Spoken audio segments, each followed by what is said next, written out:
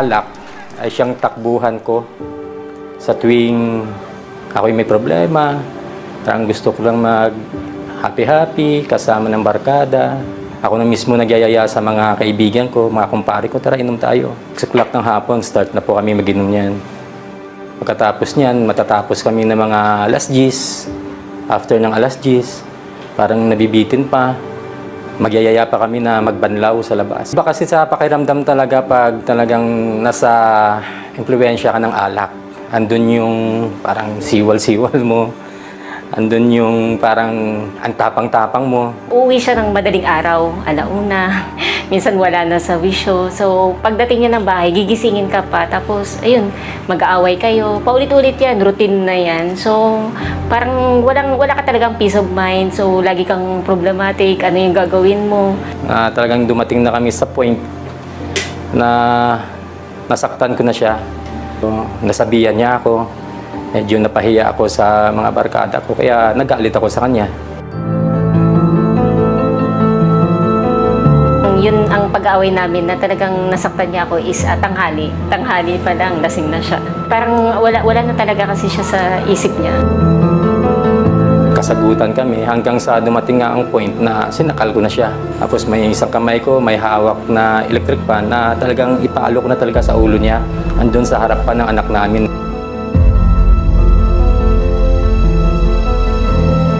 Yung mukha niya talaga, parang hindi na siya. Kaya nakakatakot na. Hindi na ako makalaban eh.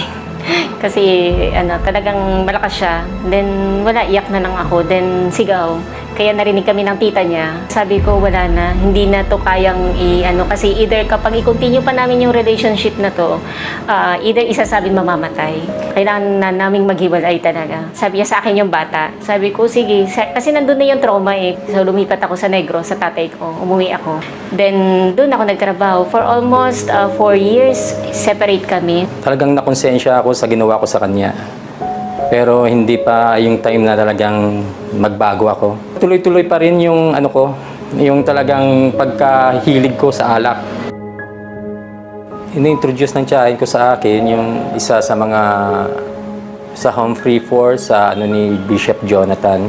Doon po sa tiyahin ko na siyang nagsisend ng link na siya din po ang nagano sa akin na niyaya niya. Ang hinahanap ko na rin na maglingkod sa tunay na pananampalataya talaga.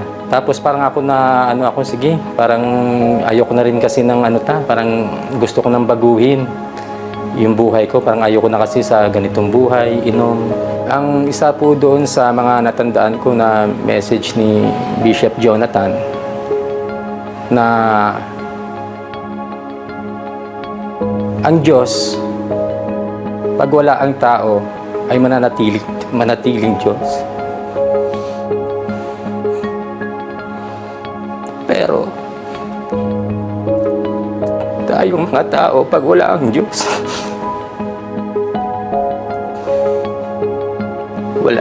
walang mangyayari sa atin. Tsaka deserve po natin na bigyan ng pangalawang pagkakataon. Doon na ako nag-isip na magpabautismo na. Nakonsensya ako. At the same time, talagang ayoko kasi na masira yung pamilya namin. Ayoko naman na madanas ng mga anak ko na magkaroon ng broken family. Kaya ako mismo, sinundan ko si Mrs. sa probinsya din namin. Pero sa harap ng Diyos, ikaw ay dukha. Marahil ikaw ay napapaligiran ng maraming mga kaibigan, pero sa harap ng Diyos, ikaw ay isang yagit. Maaring ikaw ay kilala sa mundong ito, pero sa harap ng Diyos ay hindi Kanya kilala. Tayo na nga ay dukha. Ayaw pa nating hanapin ang Panginoon. Tayo na nga ay walang kumikilala sa atin. Ayaw pa nating kilalanin ang Diyos na sa atin ay nagmamahal at kumikilala. We can have all the education. We can have all the philosophies. we can have all the civility, and we can have all the modernity in our time. But if all of these things are separate from God, separate from Jesus Christ, we cannot do away with evil. You can be changed too. This is the change that you have been looking for. This is the change that you have been wanting for. And this is the change. This is the eternal life. This is the breakthrough that heaven has been wanting to give to you tonight.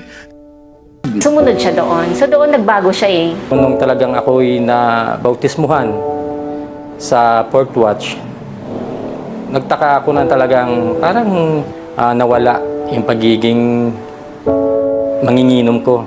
Kahit ako nga mismo nagtataka eh. Kung bakit kaya, kaya hindi ko na hinahanap-hanap yung lasa ng alak. Yun yung pinaka-way din na parang napakita sa akin na nasa tamang pananampalataya na kami. Nung sinabi niya sa akin na, Fourth Watch na ako. Ayoko na ako lang ang sa kabilang buhay, ayoko na ako lang ang mararapture, may iiwan ka. So gusto ko kasabay kayo, kasabay ko kayong pamilya ko. Parang nakita ko na parang iba, check na ako online, so na-attend na ako sa mga home free. So nakikita ko na kung ano yung klase ang Fourth Watch. Nakikita ko, sabi ko parang kakaiba. Ramdam mo ramdam mo talaga yung spirit na kapag nanonood ka lang kahit nasa TV lang, parang iba sa mga messages niya dahil sa home free. Kahit na hindi man ganun kami lagi na nandoon na umattend face to face, pero napaparating sa amin yung mga mensahe. Dahil sa kanyang programang Home Free, marami po siyang kaluluwa na naligtas. Sabay-sabay kami nagdilingkod, sabay-sabay kami every Sunday, nandito kami. Isa siya sa nagbo-volunteer din.